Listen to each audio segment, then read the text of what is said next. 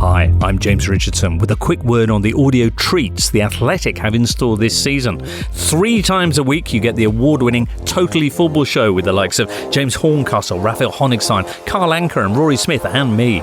Mark Chapman hosts The Athletic Football Podcast a flashy 4 times a week with David Ornstein, Adam Crafton and many others. The Athletic Women's Football Podcast will have all the Women's Super League coverage off the back of their brilliant Euros, and The Offside Rule is back too with weekly episodes. That's not all. There are 8 dedicated club shows. There's Adam Hurrey's joyous Football Clichés show, Michael Cox's insightful Athletic Football Tactics podcast, the Offbeat Tifo Football podcast, and a revamped Football Manager show too. Ooh. You can get all of these shows wherever you find your podcasts or listen ad-free on the Athletic app.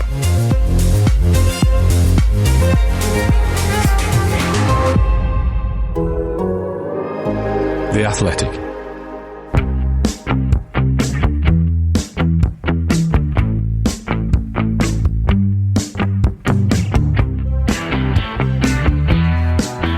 Hi folks, welcome to another episode of the Athletic FPL podcast. I'm Mark McGettigan. You'll find me on Twitter at FPL General. If you missed last week's 10 tips for FPL success episode, check it out at some point this week before Friday's Gameweek 1 deadline. It's hard to believe that we're about to board the FPL roller coaster once again this weekend. It's going to be so good to have the Premier League back on the box. You can probably hear it in my voice that I had a big weekend. I want to say a big thanks to everyone who came along to the Donegal FPL meet in Letterkenny and Downings over the bank holiday weekend. It was brilliant, too bloody good as you can hear. Special thanks to Paddy FPL Viking and Steve FPL Ferry for organising it. If you get a chance to go along to a fantasy football event this season, go for it. They're great and it's fantastic to see them happening all over the world now. On today's podcast, I'm going to answer questions from Twitter, reveal my latest Game Week 1 draft, talk you through the players on my Game Week 1 watch list, and discuss captaincy for the first 4 game weeks of the season. The code to join the Athletic Mini League is 7I82QE. That's 7I82QE. You can compete against me and the Athletic writers in that one. And if you'd like to become an Athletic subscriber, visit theathletic.com/FPL pod to avail of the latest discount offer for new subscribers, which is just £1 a month at the moment.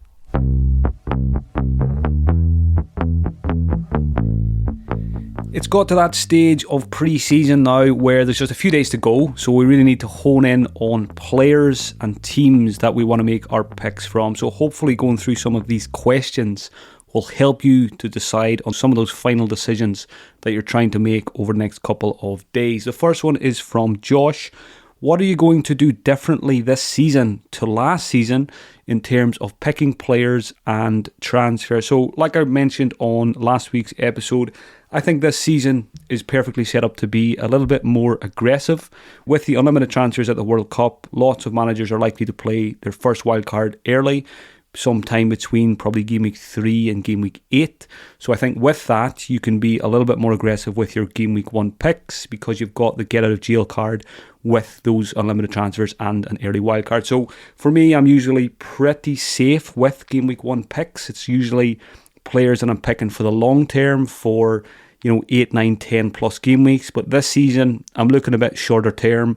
I'm probably only looking at the first 4 or 5 game weeks in terms of fixtures when I'm picking my Game Week 1 squad. So players like Marcus Rashford, Perisic at Tottenham, Neto at Wolves, these are all really popular picks on FPL Twitter and on social media platforms. They're kind of players that I wouldn't usually go for in Game Week 1 because they all come with a little bit of risk. But I think given that we're likely to be playing our wild card early this season, you can go for those kind of players. Leon Bailey at Aston Villa is another one. So I'll come back to Bailey and Neto later because there is a question on those two. So I think my Game Week 1 squad this season might have 2 or 3 slightly risky picks, whereas if I went back to my Game Week 1 squad from last season, it would have been a lot safer and a lot more long-term focused. In terms of transfers, I don't think things will change for me too much. I will tend to do my transfers on a Friday night / Saturday morning, but maybe first 2 or 3 game weeks, I'll go a little bit earlier because of those rapid price changes. Question from Mark Cram. Mark, like myself, is really struggling with goalkeepers. Mark says he had Ederson in all of his drafts, but now wants to downgrade to free up funds for an upgrade elsewhere. Who do you think is the best 4.5 million option? And is there anyone at 5 million who you think is worth the extra 0.5? So in my own team, I had Ederson as well in a lot of my drafts, but I think, as a lot of you will find, the closer you get to game week 1, you always feel like if I had another 0.5 or if I had another 1 million, I could do something quite nice outfield in my starting 11. So Ederson dropped out of my team this week for the first time, and Ramsdale went in. I started 2 seasons ago with Ramsdale when he was 5 million, and then I had a very good time with him last season, first half of the campaign, when he was 4.5. I think he's a pretty good option at 5 million. He's my favoured 5 million goalkeeper for game week 1 because the early fixtures for Arsenal are good. Mendy, don't have a huge amount of love for Chelsea at the moment, the way their preparations haven't been great for game week 1. So I think Ederson is a great option at 5.5. I really like Ramsdale as well at 5 million. Question also said, who is the best 4.5 million option? I have Sanchez at Brighton in my team at the moment. Again, early fixtures are pretty good for Brighton. We kind of know what we get with them. I don't love the Sanchez pick, but we did have some comments from Brendan Rodgers this week about Danny Ward being a potential number 1 at Leicester if Schmeichel moves, which could happen. Now, Ward is only 4 million, so that would kind of change things big time in terms of FPL goalkeepers. So you could even look to have Ward at 4 million and someone like Sanchez or David Raya at 4.5, and you could rotate them. For example, I think Holly Shand had a post up on Twitter this week that Ward and Sanchez, so the Leicester fixtures and the Brighton fixtures, rotate quite nicely. So that's definitely something I'm going to keep an eye on. Now, Ward hasn't taken part in much of pre-season. I think he did have some kind of knee injury. He was expected to make a return to action on Monday, so look into that one a little bit more if you are considering Ward. But that would be the dream for us FPL managers. If Schmeichel leaves and if Leicester don't sign a replacement, if we get Ward at 4 million and he's going to start every week, he is going to be in every single FPL team. He might not be the number 1 choice for FPL managers in terms of starting him every week, but he's certainly a good option as your bench goalkeeper, and then you can play him when Leicester have the good fixtures. So that's certainly one to keep an eye on. That might solve the goalkeeper problem for us, because I think it's been the most difficult position to kind of nail down during this pre-season so far. Another good question here from Noah Hagberg. Which is the best defensive option at 5 million? Noah is trying to decide between Cash, Zinchenko and Trippier at the moment. So I think all 3 of those are viable options. I do think Zinchenko will start game week 1, but I still have some slight rotation concerns there over the first couple of game weeks for him. So I'm probably going to swerve Zinchenko, but I'm hoping that he is going to be a good FPL option for us this season at 5 million. I think Cash is a great option. Villa have good fixtures. He's got attacking potential. Trippier likewise. I do think Cash probably has slightly more attacking potential, certainly from open play anyway. Trippier obviously has some set pieces as well, but we need to kind of wait and see how many of those he's going to actually have in particular corners. So between Cash, Zinchenko and Trippier, for me, Cash probably just about shades it, but I think there are some good other 5 million defenders as well. I really like Walker at Manchester City and Doherty at Tottenham. I probably like Walker and Doherty more than any of Cash, Zinchenko and Trippier. Walker obviously plays for the best defence in the league, should start the first few games. City didn't sign Cucurella, so Cancelo will probably play left back, and Walker looks pretty safe for the first couple of weeks at least at right back. So I still think Cancelo is going to be in my team at 7 million, but I'm tempted to go for Walker as well if I don't go for Ederson in goal. And then you've got Doherty at Tottenham. Perisic is very popular at 5.5. If you can't quite afford Perisic, I do think Perisic is the Tottenham defender to go for. But if funds are tight, I think Doherty looks okay for the first couple of game weeks as well. Again, these are players, they do have slight risk. They are rotation risks. But for the first 3 or 4 weeks before the Champions League kicks in, I would expect Doherty and Perisic to get a decent amount of game time, even if they're starting games, coming off, as long as it's after the dreaded 59th minute mark. If they can get those clean sheets locked in, get substituted after 64, 65 minutes, we'll take that all day long. So Walker and Doherty for me are above Cash, Trippier and Zinchenko. Question from Mr. AVB. the shortest question, but one of the most important questions, Neto versus Bailey. So we've got Neto at Wolves at 5.5, who was very popular over the last couple of game weeks.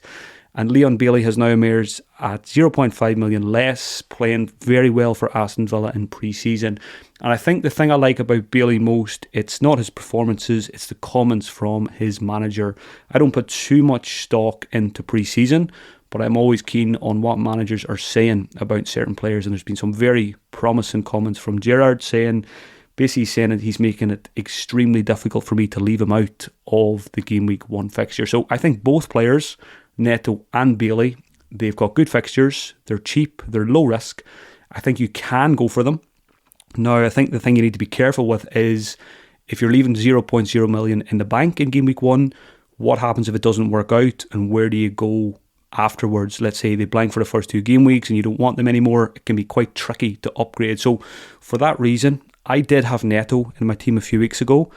Bailey was in it for a couple of days, but now I've replaced both of them and I've got Martinelli instead at Arsenal at 6 million.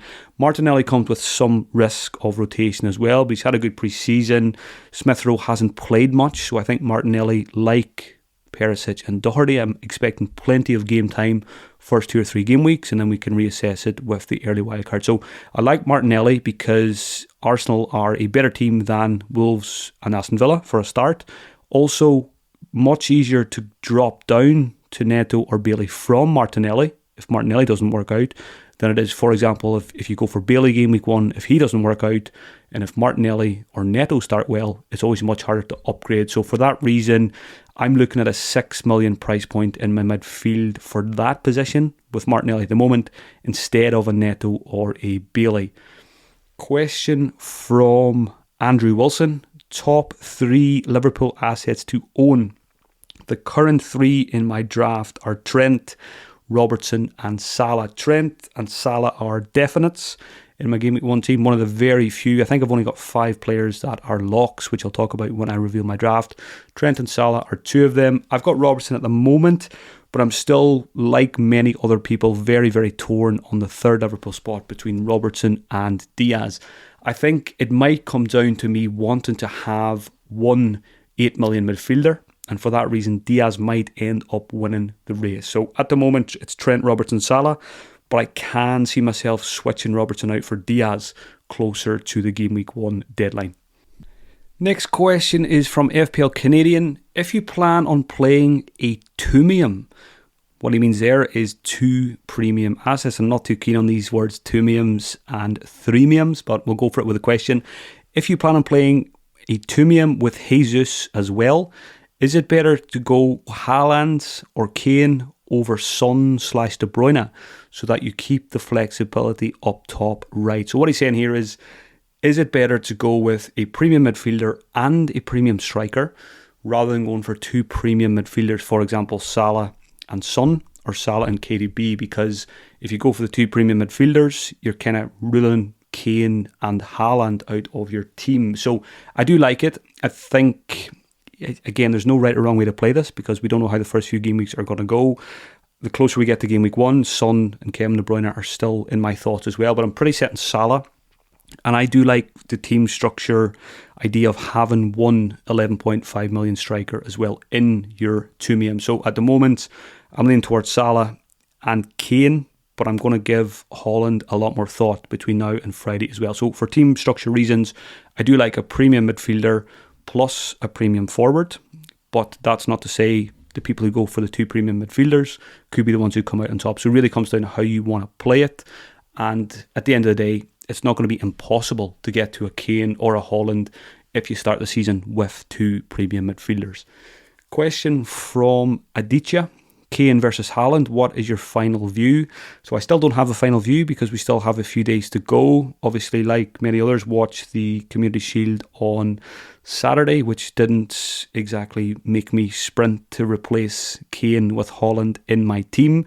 I just really like the Tottenham fixture in Game Week 1 against Southampton. I really want to have Kane for that. And usually, here's something I might do differently again to previous seasons. I don't like booking in transfers, But when I'm going to talk about a captaincy matrix later, and I put it together today for the first time, just for the first 4 game weeks, and what it made me realise is I just really want to have either Haaland or Kevin De Bruyne for the Bournemouth fixture in Game Week 2. I'm going to find it extremely difficult not to have one of those two. And for that reason, I am open to going with Kane in Game Week 1. And if all goes well and nothing else goes wrong, switching Kane to Haaland, probably with an early transfer on Sunday or Monday, just to protect against price falls and price rises. Kane to Haaland, captain against Bournemouth Game Week 2. So again, that's something I really need to weigh up this week. I need to decide whether I'm happy to do that, or do I just get Haaland Game Week 1 if I want to captain him in Game Week 2? So that's probably going to be one of my biggest decisions this week, but I'm pretty set on having at least one of those guys in my strike force. Question from FPL Fezzik. Have you considered 3 playing forwards? I'm not seeing any teams with them. Everyone has a 4.5 million forward who won't play. Yeah, most teams you see on social media do have 2 strikers. Some even just have 1 striker. And then a 4.5 million who won't play. So in my team, I've got an 11.5 million forwards. I've got Jesus, like every man and their dog. I think his ownership is 70%, which is insane.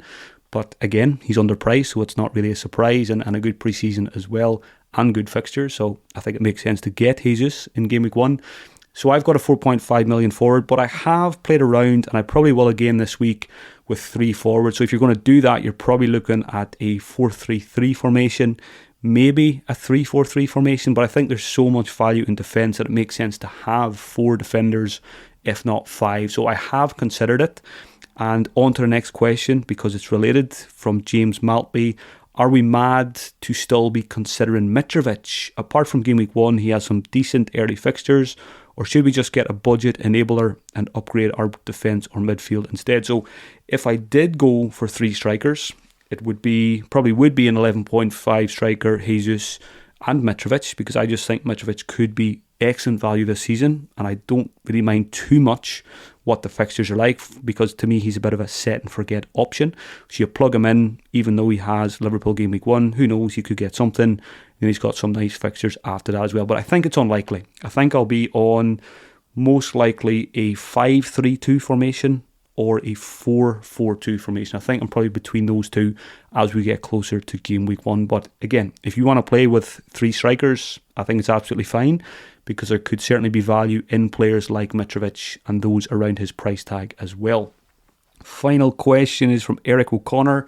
What are your thoughts on an Arsenal triple up, and who would your 3 be? I like it. They've got good fixtures, and they're one of the top 5 or 6 teams in the league, so why not? And a lot of them are very kindly priced as well. So I mentioned Jesus. I think he is probably the best pick at Arsenal. Underpriced, like I said, good fixtures, good pre-season.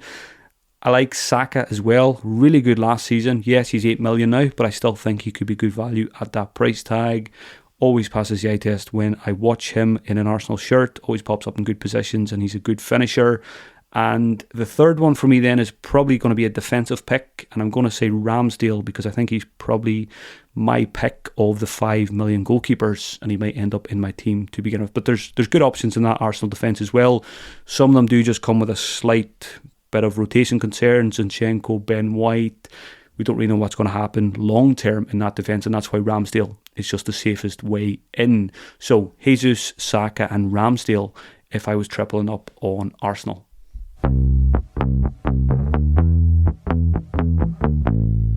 Next section of the podcast is the part you've all been waiting for, my latest draft. So I should say before I go into this, I have done less tinkering this pre-season than I have ever done before. I was determined to wait until this final week before really deep diving into it. So I probably made 3 or 4 drafts over the last month. I kind of jump in once a week, make a few changes, jump back out again, then just spend my time absorbing information. I think that's the healthiest way to do it going into a new season. So had a quick play around with it again today, and I ended up on a 5-3-2 formation.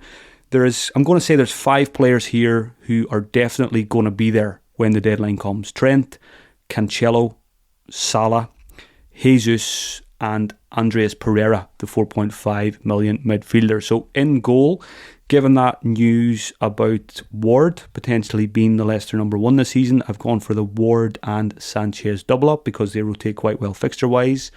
5 defenders who I would start every week: Trent, Robertson, Cancelo, Reece James and Perisic. Midfield 3 of Salah, Rashford and Martinelli. Front 2 of Kane and Jesus. And then on the bench you've got Pereira, Da Silva from Brentford and Plange at Crystal Palace because I really like his name. So a couple of things on that. Goalkeepers, like I said, really undecided on that one. I could end up on a 4.5, a 5 or a 5.5. So again, Haaland versus Kane and the goalkeeper position is probably what I'm struggling with most going into Friday's deadline. Trent, Robertson, Cancelo, James, Perisic. So like a lot of you, for me it's going to be Robertson versus Diaz. Going to chew on that for the next couple of days. Reece James, not sure how I feel about Chelsea, but again, if we don't put too much emphasis on pre-season, and if we kind of go back to the season they had last season, and in particular when Reece James was on the pitch, he was a fantastic FPL asset. Obviously we've got some concerns. Is he going to play right centre back? Is he going to play right wing back? Who knows what's going to happen, but I still think he could be a very, very good option, and I'm definitely open to starting the season with him and then just seeing how things go on the first wildcard. Perisic, I think I'm going to end up going there. I know there's concerns, but again, I'd rather be on him with his potential. He could break the game this season, playing out of position basically. You know, he's going to spend a lot of time in the final third. He's going to get the clean sheet points as an FPL defender. So I just think he's got the potential. He was in my first draft way back at the start of July, and I think he could well be in my final draft as well. Salah's a definite. Rashford, I'm not really sure on. I'm not sure how I feel about him. You know, I think a lot of us were hotter on him a couple of weeks ago. Closer we get to game week 1, for me, he still feels a bit risky. He's mainly in there because of price. I mean, United's fixtures are not even amazing, so Rashford might drop out before Friday's deadline. Martinelli, again, not 100% sure there either. Neto or Bailey could come back into that position. Kane and Jesus, it's Kane versus Haaland. Jesus will stay. So I'm not as settled as I would like to be. I'm recording this on Monday night, so there's still 3 or 4 days to go. So hopefully by Friday, I'll be well settled and it'll just be 1 or 2 small decisions after the press conferences and there won't be too much last minute panicking. But I think like a lot of people, you know, there's going to be chopping and changing over the next couple of days, and there's lots of value out there. There's lots of good options this season, which I think is good for the game. So that gives you an idea of where I'm at with 4 or 5 days to go. So in terms of other players that could make it, my current watch list, I have whittled it down from about 35 players. Now there's only 21 other players on it. So goalkeepers under consideration, Ederson and Ramsdale. Defenders, Matty Cash, Trippier, Walker, Doherty, Lewis Dunk, Dalot, Nico Williams and Patterson. So in terms of 4.5 million defenders, I like Dunk and Dalot the most of that bracket. Probably Dalot just shades it as a wing back rather than a centre back. Dunk can get goals, but will he get 5 like he did last season? Probably unlikely. So Dalot has, you know, lots of potential to get goals and assists. Whereas with Dunk, you're probably just relying on goals from set pieces. And then you've got the 4 million guys, Nico Williams at Forest and Patterson at Everton. So if I do end up going with 4 big defenders and a 4 million, it's going to come down to those 2. Patterson's getting lots of minutes. Coleman, need to get an update on his fitness later this week. If Coleman doesn't look like he's going to be back for another few weeks, then Patterson could be the pick of the 4 million defenders. So between Nico Williams and Patterson, they're going to be battling it out this week. But again, for me, I either go with a 5-3-2 formation with 5 big defenders and no 4 million, or I go a 4-4-2 formation, and that's where, you know, maybe I drop Reece James. I'd probably be more inclined to drop Reece James rather than Perisic at the moment. But then the other thing I could do is, if I want to go Diaz instead of Robertson, that means Robertson drops out, Diaz comes in, and then you get a Nico or a Patterson. Midfielders on the watch list, lots of 8 million guys, as you would expect. Diaz, Kulusevski, Mount, Saka, and Maddison. And I've also got Harvey Barnes, Neto, and Bailey. So the draft I mentioned there doesn't have an 8 million midfielder, but my watch list has 5 8 million midfielders. So that tells me there's lots of 8 million guys I'm interested in.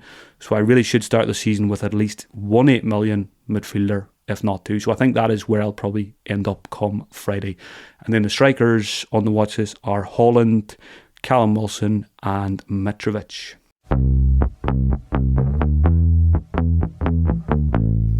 Moving on now to captaincy. So I'm going to talk about Game Week 1 captaincy first, and then I'm going to talk about captaincy for the first 4 game weeks. So I put a poll on Twitter today about Game Week 1 captaincy. So basically, you had to vote for your captain for the first game week. There was 8,000 votes in this one. The options were Salah was the first option. Then I put Kane and Son together. I also put Haaland and KDB together.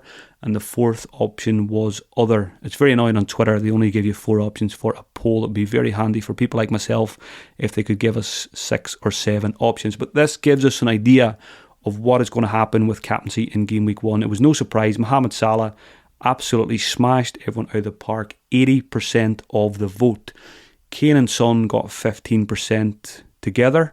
And Haaland and De Bruyne only got 3%. I was quite surprised with that. It's quite low. Obviously, the champions from last season, only 3% voted for Haaland or Kevin De Bruyne. And then other just got 2%. So Mohamed Salah is going to be massively captain in Game Week 1. He's playing a promoted team and he's playing for one of the best teams in the league. So that is where I'm going to go with my captaincy in Game Week 1 as well.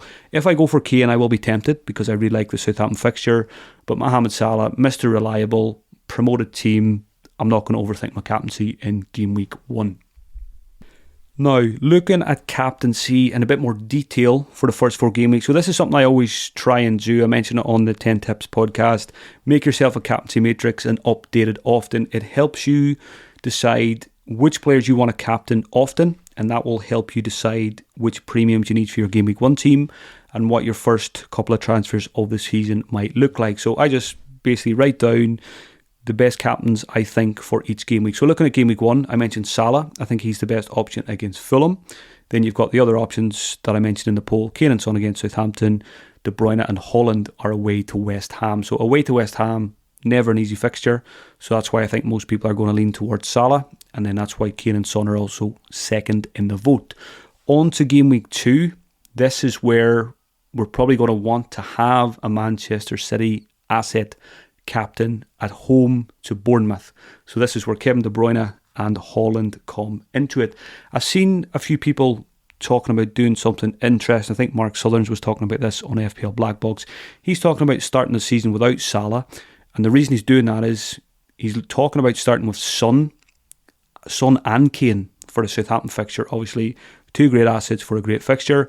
That leaves them with the option of going Son to KDB for Game Week 2, captain, or Kane to Haaland, Game Week 2. So he's going to buy himself a week of information on Manchester City and then decide which one looks best for the Game Week 2 captaincy. And I don't hate that. There's logic behind it. Yes, it's going to be scary not to have Salah captain in Game Week 1, but there's no right or wrong way to play this game. So keep all of these things in your mind and don't be afraid to think outside the box. So Game Week 2, best captains are Man City against Bournemouth. If you don't have a Manchester City asset, I mean, you could go someone like Cancelo as well. These defenders probably should be in the captaincy conversation more often.